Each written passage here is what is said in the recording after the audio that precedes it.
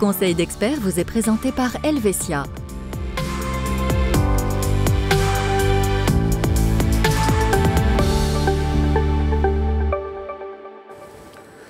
Bonsoir à tous, ça y est, l'hiver est bel et bien là, à l'occasion de se pencher sur les questions de prévention sur la route et sur les pistes avec notre expert Bernard Metier. Bonsoir Bernard. Bonsoir. Allons d'abord sur les routes, si vous le voulez bien Bernard, la conduite sur neige et sur verglas évidemment dangereuse. Quelles sont les règles les plus importantes à respecter?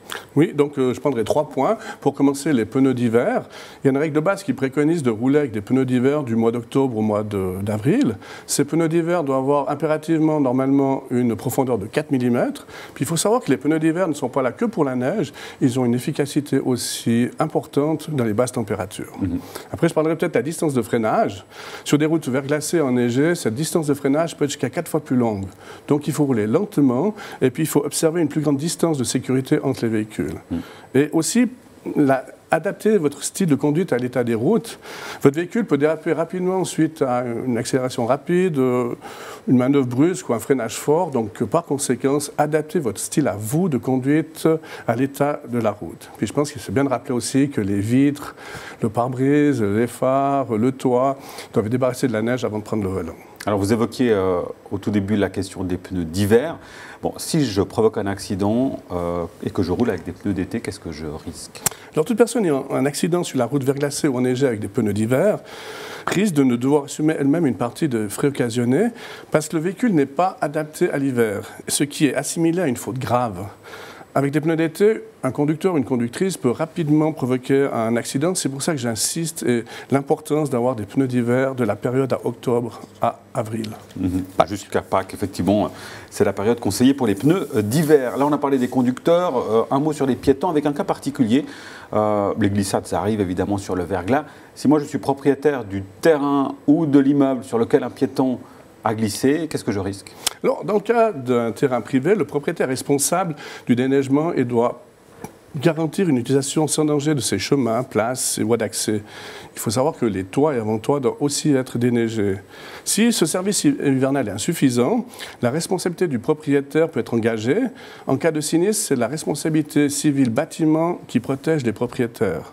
Et cette responsabilité civile bâtiment ne prend pas seulement en charge les frais liés aux dommages corporels et matériels, mais protège également contre les prétentions de la responsabilité civile injustifiée. Donc effectivement une couverture bien utile. Dans le bâtiment. Dans le bâtiment. Partons sur les pistes à présent avec les règles. Alors c'est les règles de la Fédération internationale de ski qui s'appliquent. Même exercice que sur les routes. Quelles sont les règles, selon vous, les plus importantes, Bernard? Toutes les règles de la Fédération internationale de ski sont à respecter, on est d'accord. Je me permets d'en citer quelques-unes, les plus importantes. Toute personne qui dévale les pistes doit évoluer avec prudence et adapter sa vitesse et sa manière de skier à ses capacités personnelles et aux conditions météorologiques. Je pense que c'est un peu logique. Chacune et chacun doit faire attention à l'autre et skier de manière à ne mettre personne en danger. Le dépassement doit toujours se faire à une distance suffisante des autres. Les skieurs, skieuses et snowboarders doivent éviter de s'arrêter dans les passages étroits ou sans visibilité d'une descente. Et toute personne qui chute doit dégager la piste le plus rapidement possible. Et bien sûr, suivre et respecter le balisage et la signalisation des pistes. Des règles de bon sens qu'il est utile parfois de rappeler. De rappeler, tout à fait. Justement. Bon, la frénésie de la piste, de la nouvelle neige, des fois, exactement. Oublier ses bons sens. Il faut faire attention à ces éléments-là. Bon, s'il y a non-respect de ces règles, qui est responsable? Alors, toutes les personnes qui ne respectent pas ces règles et provoquent un accident font preuve d'une faute grave.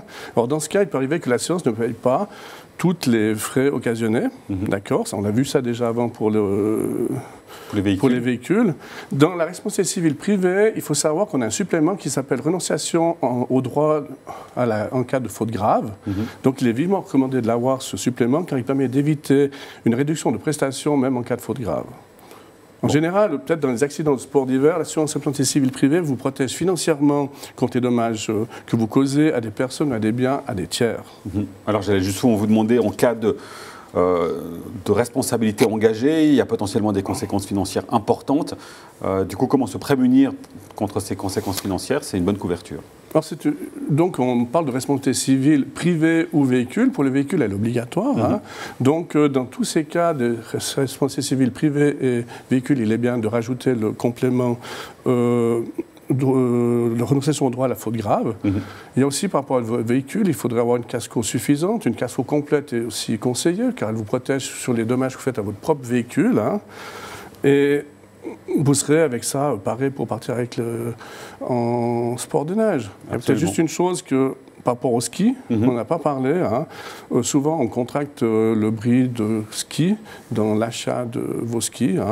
Donc, on peut le faire aussi par l'intermédiaire de l'assurance inventaire de ménage. On a le all risk, qu'on appelle, qui couvre aussi ce risque, tout comme le vol à l'extérieur, à contrôler son assurance ménage pour ces deux risques. Faire un point justement sur sa police d'assurance. Merci pour ces explications, Bernard Mottier.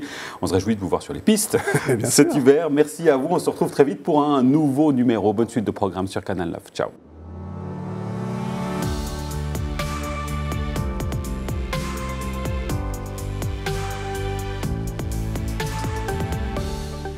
Simple, clair, Helvetia.